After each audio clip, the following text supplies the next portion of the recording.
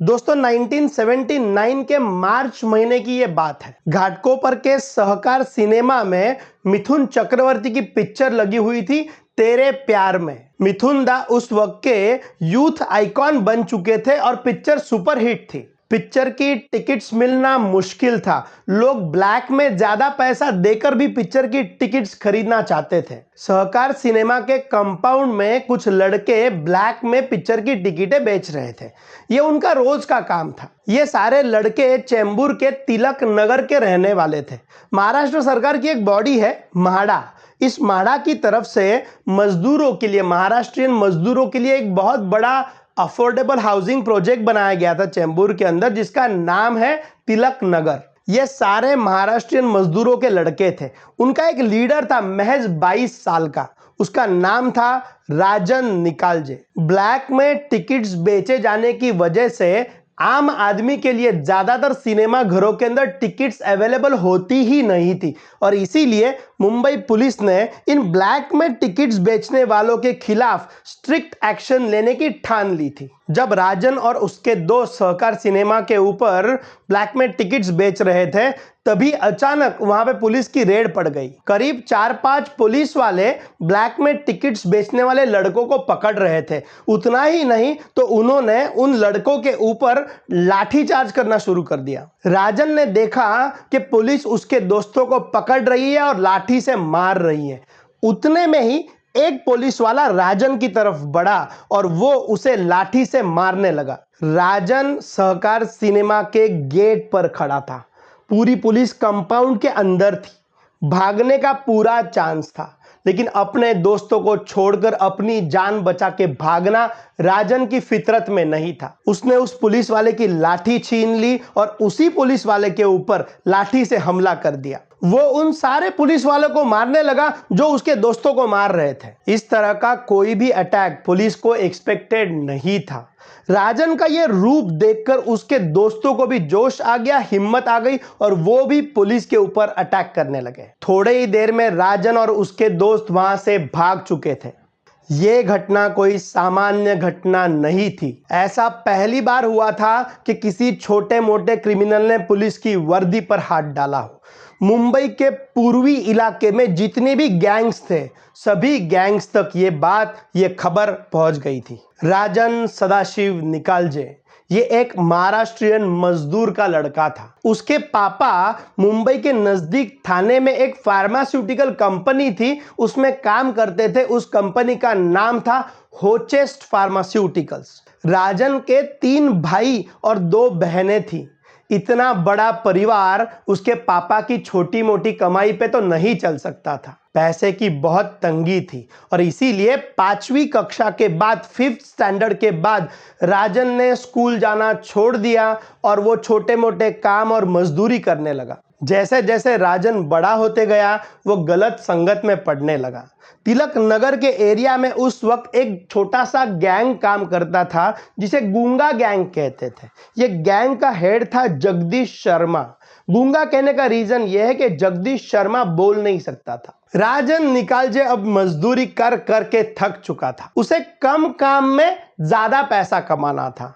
अब कम काम में अगर ज्यादा पैसा कमाना है तो कुछ तो गलत काम करना पड़ेगा, और अगर गलत काम करना है तो किसी ना किसी गैंग का सपोर्ट होना भी जरूरी था।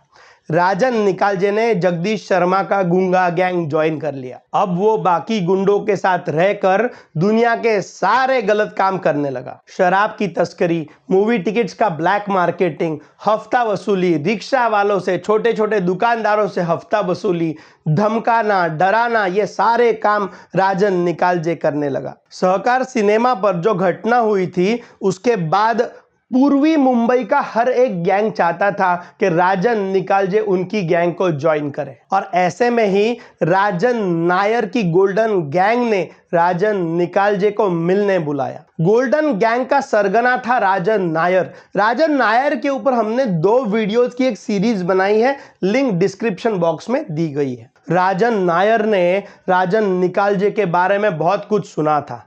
उसे अपनी गोल्डन गैंग मजबूत करने के लिए ऐसे ही यंग ब्रिगेड की जरूरत थी। राजन निकालजे को गोल्डन गैंग में शामिल कर लिया गया और यहीं पर राजन नायर जो सरगना था उसका नाम पड़ा बड़ा राजन और राजन निकालजे का नाम पड़ा छोटा राजन। गोल्डन गैंग का मुंबई के पूर्वी इलाकों में राज चलता था। राजन निकालजे यानी कि छोटा राजन अब बेखौफ होकर काम करने लगा। उसे कोई भी काम दिया जाता तो पूरी प्लानिंग के साथ सक्सेसफुल करके ही वो लौटता था।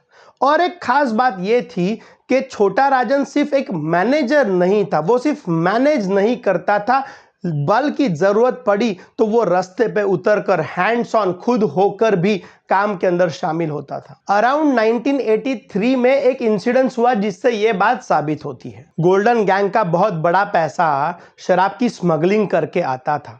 कार के अंदर शराब की बोतलें भरी जाती थी और उस कार को बड़ी तेजी से चलाया जाता था।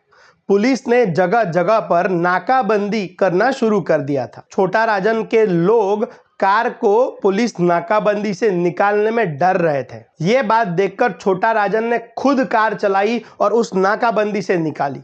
अपने डेयर डेविल अंदाज की वजह से और अपने लड़कों का अच्छे से ख्याल रखने की वजह से राजन गोल्डन गैंग में पॉपुलर होने लगा था। वो जहां रहता था चेंबूर के तिलक नगर में, वहां पे उसने एक गणेश मंडल शुरू किया था जिसका नाम था सह्याद्री क्रीड़ा मंडल। ये मंडल हर साल गणेश उत्सव के अंदर पंडाल लगाने लगा, वहां के लड़कों के लिए अच्छे अच्छे प्रोग्राम्स रन करने लगा।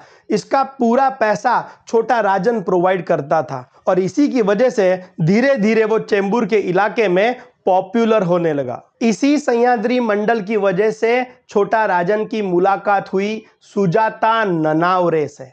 सुजाता ननावरे उसी तिलक नगर के एरिया में रहती थी। राजन उसे बहुत पहले से जानता था और मन ही मन में चाहता भी था, लेकिन सह्याद्री क्रीड़ा मंडल की वजह से दोनों की मुलाकातें हुई और मुलाकातें धीरे धीरे बढ़ने लगी। 30 सितंबर 1983 का दिन मुंबई अंडरवर्ल्ड के इतिहास में एक बहुत बड़ा बदलाव लेके आया था। छोटा राजन का गुरु और गोल्डन गैंग का मुखिया बड़ा राजन यानी कि राजन नायर को एस्प्लेनेड कोर्ट के अंदर, मुंबई के एस्प्लेनेड कोर्ट के अंदर पेशी के लिए लाया गया था। एस्प्लेनेड कोर्ट जिसे किला कोर्ट भी कहा जाता है, उस कोर्ट के अंदर बड़ा राजन को लाया गया।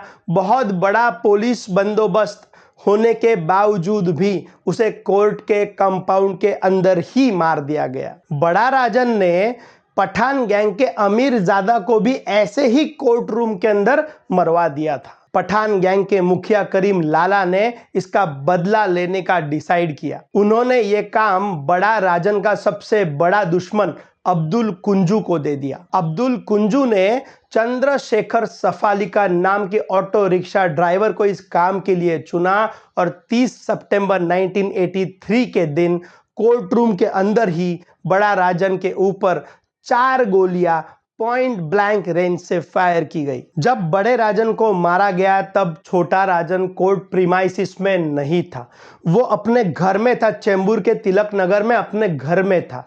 जब उसे ये बात पता चली तब वो गुस्से से लाल पीला हो गया। मुंबई अंडरवर्ल्ड में उस वक्त जितनी गैंग्स थी सबको यही लगने लगा था कि बड़ा राजन के मरने से अब गोल्डन गैंग खत्म हो जाएगा, लेकिन ऐसा हुआ नहीं।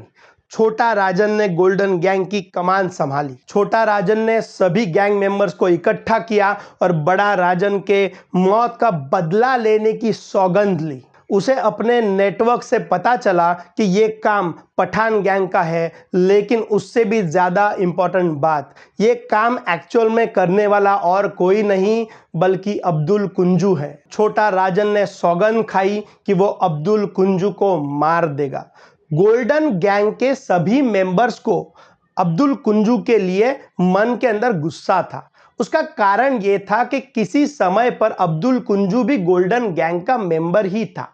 अब्दुल कुंजू क्राइम की दुनिया में आया बड़ा राजन की वजह से। बड़ा राजन ने उसे इनिशियल टाइम पीरियड के अंदर पूरी तरह से मेंटोर किया था, लेकिन इस चीज को भुलाते हुए अब्दुल कुंजू गोल्डन गैंग से अलग हो गया। जब वो अलग हुआ तब सिर्फ वो अलग नहीं हुआ तो बड़ा राजन की जो गर्लफ्रेंड थी उसके साथ भी अब्दुल कुंजू ने शादी कर ली थी। और यही कारण था कि गोल्डन गैंग के हर एक मेंबर के मन में अब्दुल कुंजू के प्रति गुस्सा था। गोल्डन गैंग के सभी मेंबर्स ने अपने अपने खबरियों के नेटवर्क एक्टिवेट किए और वो सब अब्दुल कुंजू को ढूंढने लगे। जब अब्दुल कुंजू को पता चला कि छोटा राजन उसे पागलों की तरह ढूंढ रहा है, तब वो मदद मांगने के लिए पठान गैंग के करीम लाला के पास गया। लेकिन करीम लाला ने अपने हाथ खड़े कर दिए। उन्होंने अब्दुल कुंजू से कहा कि अपनी दुश्मनी खुद निपटो। कुंजू अपनी जिंदगी बचाने के लिए भाग रहा था, लेकिन वो जहां भी जाकर छुपता, कुछ ही घंटों के अंदर छोटा राजन वहां पहुंच जाता। कई बार दोनों का आमना सामना हो चुका था, लेकिन सरप्राइजिंगली नसीब से कुंजू वहां से भागने में कामयाब रहा था। कई दिनों तक ये खेल चला, लेकिन छोटा राजन रुकने का नाम नहीं ले रहा था। आखिर अब्दुल कुंजू ने तय किया कि एक ही जगह है जहां वो सेफ रह सकता है, और वो जगह है पुलिस स्टेशन। 9 अक्टूबर 1983 के दिन अब्दुल कुंजू ने मुंबई पुलिस की क्राइम ब्रांच के सामने सरेंडर कर दिया। पुलिस ने उसे कस्टडी में ले लिया और जेल भेज दिया। लेकिन वहां पर भी छोटा राजन की पहुंच थी। उसने हर उस पुलिस ऑफिसर को रिश्वत दे दी थी जो अब्दुल कुंजू की इंफॉर्मेशन उसे दे सके। 22 जनवरी 1984 के दिन अब्दुल कुंजू की कोर्ट में पेशी थी। उसे विक्रोली कोर्ट ले जाने वाले थे। राजन को यह खबर मिल चुकी थी और कोर्ट में ही कुंजू को मारने का उसका प्लान था। ये बात कुंजू भी समझता था, ये बात अब्दुल कुंजू को भी समझ में आ रही थी, और इसीलिए उसने पुलिस के साथ सेटिंग कर ली। सेटिंग ये थी कि कोर्ट से बाहर आने के बाद वापस जाते वक्त अब्दुल कुंजू को पुलिस वैन में नहीं बल्कि प्राइवेट कार में ले जाया जाए। हियरिंग पूरी होने के बाद पुलिस ने बहुत सीक्रेटली अब्दुल कुंजू को एक प्राइवेट एम्बेसडर कार में बिठाया, उसके साथ 2 पुलिस वाले बिठाए, और वो कार जो है वो कोर्ट के बाहर आई और चलने लगी। कार कुछ ही मिनट तक चली और उसके बाद अब्दुल कुंजू ने जब वापस मुड़कर देखा तब उसकी आंखों पर भरोसा नहीं हो रहा था। एक कार उन्हें फॉलो कर रही थी और उस कार के अंदर बैठा था छोटा राजन। अब्दुल कुंजू की कार सिग्नल पर रुकी, छोटा राजन ने भी अपनी कार रोकी। वो लोग बाहर उतरे और अब्दुल कुंजू के कार पर अंधाधुंध फायरिंग करना उन्होंने शुरू कर दिया। अब्दुल कुंजू के शोल्डर को गोली लगी थी। एक और पुलिस ऑफिसर भी उस वारदात के अंदर इंजर्ड हुआ था, लेकिन सरप्राइजिंगली अब्दुल कुंजू वहां से भागने में कामयाब हुआ। वहां से भागकर वो तुरंत मुंबई पुलिस के क्राइम ब्रांच में गया और वहां पे कस्टडी के अंदर बंद हो गया। अब्दुल कुंजू के शोल्डर में गोली लगी हुई थी और इसीलिए कुछ ही दिन बाद पुलिस ट्रीटमेंट के लिए उसे जे हॉस्पिटल ले जा रही थी। हॉस्पिटल के अंदर डॉक्टर की केबिन के बाहर एक पेशेंट बैठा हुआ था जिसके हाथ में प्लास्टर लगा हुआ था। जैसे ही अब्दुल कुंजू करीब आया, उस पेशेंट ने अपना प्लास्टर निकाल दिया और उस प्लास्टर के अंदर से रिवॉल्वर निकाली और अब्दुल कुंजू के ऊपर फायर कर दिया। हॉस्पिटल में बहुत सारी भीड़ थी, बहुत सारे पेशेंट्स थे और उसी का फायदा उठाकर अब्दुल कुंजू वहां से भी भाग निकला। हालांकि इस बार भी उसे गोली लगी, लेकिन उसके दूसरे शोल्डर पर गोली लगी। इन सब वारदातों के अंदर बेवजह एक पेशेंट की भी मौत हो गई। हॉस्पिटल का यह कारनामा पुलिस के लिए बहुत सरप्राइजिंग था, अनएक्सपेक्टेड था। राजन के काम करने के तरीके अक्सर पुलिस को सरप्राइज के अंदर डाल देते थे, लेकिन यह हॉस्पिटल वाली बात बहुत इंपॉर्टेंट थी, क्योंकि इस बात की वजह से दाऊद का अटेंशन छोटा राजन के ऊपर चला गया। उसने छोटा राजन को मिलने के लिए बुलाया उसके ऑफिस भिंडी बाजार के अंदर मुसाफिर खाना। छोटा राजन की अपने गुरु के प्रति, बड़ा राजन के प्रति लॉयल्टी, उसके मौत का इंतकाम लेने की इच्छा और उसके काम करने के अनोखे तरीके दाऊद को पसंद आ चुके थे। उसने छोटा राजन को मिलने बुलाया और हर संभव मदद करने का प्रॉमिस दे दिया। ऐसे में 1985 का ईयर आ चुका था। बड़ा राजन की मौत को करीब करीब 2 साल हो चुके थे। अब्दुल कुंजू को अब ये लगने लगा था कि छोटा राजन ने उसे ढूंढना बंद कर दिया है, अब वो सेफ है। अब्दुल कुंजू अपने घर वापस लौट आया। उसकी गैंग करीब करीब खत्म हो चुकी थी। उसे उसकी गैंग वापस बिल्ड करनी थी। उसके ऊपर उसने काम करना शुरू कर दिया था। वो दिन था 9 जुलाई 1985। अब्दुल कुंजू अपने कुछ साथियों के साथ चेंबूर के अंदर शेल कॉलोनी के ग्राउंड पर क्रिकेट खेल रहा था। छोटा राजन के एक खबरी ने अब्दुल कुंजू को देखा और वो खबर उसने छोटा राजन को दे दी। छोटा राजन अपने कुछ साथियों के साथ 7 से 8 अपने लोगों के साथ चेंबूर के शेल कॉलोनी के ग्राउंड पर पहुंचा। वहां कई लोग ग्राउंड के साइड में बैठकर गेम को देख रहे थे। छोटा राजन और उसके साथी भी उन लोगों के साथ जाकर बैठ गए। सबसे पहला काम तो ये किया गया कि इंफॉर्मेशन को कंफर्म किया गया। मैदान पर अब्दुल कुंजू है या नहीं उसे पहले कंफर्म किया गया। कंफर्मेशन मिलने के बाद एक साथ छोटा राजन और उसके साथियों ने अब्दुल कुंजू और उसके साथियों को मैदान के अंदर ही घेर लिया। गोलियों की बौछार की गई और अब्दुल कुंजू के सारे साथी ऑन द स्पॉट मारे गए। ये देखकर अब्दुल कुंजू मैदान से भागा। छोटा राजन उसके पीछे भाग रहा था। एक लंबी दौड़ के बाद छोटा राजन ने अब्दुल कुंजू को गोलियों से भून दिया। अब छोटा राजन मुंबई के पूर्वी हिस्सों का अनडिस्प्यूटेड डॉन बन चुका था। दाऊद की नजर में छोटा राजन बहुत ऊपर उठ चुका था। अपने गुरु का मौत का बदला, बड़ा राजन की मौत का बदला लेने का उसका जुनून उसे पसंद आया था। कुंजू को ढूंढने में करीब 2 साल लग गए, लेकिन फिर भी छोटा राजन ने गिव अप नहीं किया और फाइनली कुंजू को मार दिया। ये बात दाऊद को बहुत पसंद आई थी। दाऊद की और छोटा राजन की नजदीकियां धीरे धीरे बढ़ने लगी। दाऊद ने उसे डी कंपनी ज्वाइन करने का ऑफर दे दिया और छोटा राजन और उसके सभी साथी डी कंपनी के अंदर शामिल हो गए। इस तरफ मुंबई में हालात तेजी से बदल रहे थे।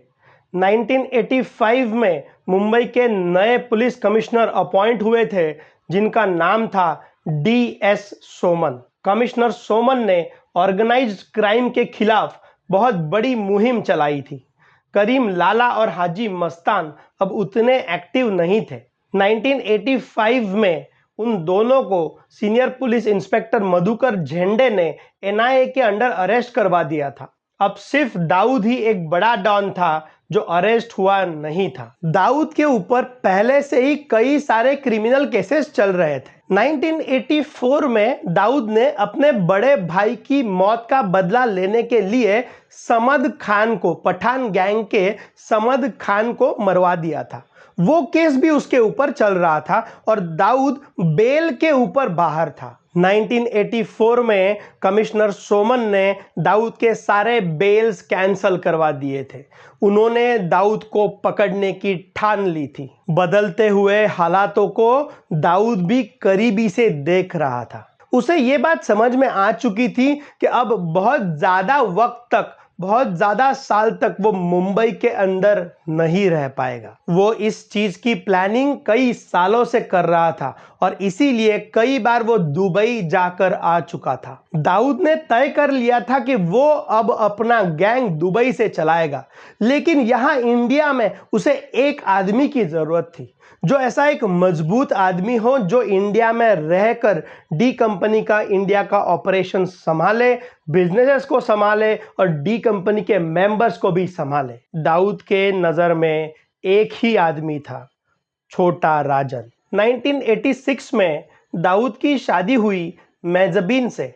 दाऊद की शादी के एग्जैक्टली 15 दिनों बाद कमिश्नर सोमन ने एक ऑपरेशन प्लान किया दाऊद को पकड़ने का। ऑपरेशन बहुत बड़ा था और इसीलिए इसकी खबर बाकी किसी पुलिस ऑफिसर्स को नहीं दी गई थी। कमिश्नर सोमन ने इस ऑपरेशन के लिए टीम खुद चूज की थी। ऑपरेशन बड़ा होने की वजह से इसकी खबर कमिश्नर सोमन ने एक मिनिस्टर को दे दी थी। उस मिनिस्टर ने ये डायरेक्शन दिया था कमिश्नर सोमन को कि किसी भी सूरत में दाऊद को जिंदा पकड़ना है, उसे मारना नहीं है। आधी रात बीतने के बाद पुलिस दाऊद के ऑफिस पहुंची, मुसाफिर खाना, लेकिन सिर्फ 10 मिनट पहले दाऊद को इसकी टिप मिल चुकी थी और वो वहां से फरार हो चुका था। दाऊद का पासपोर्ट इंपाउंड किया गया था, लेकिन जैसे मैंने कहा इस चीज की तैयारी दाऊद पिछले कई सालों से कर रहा था।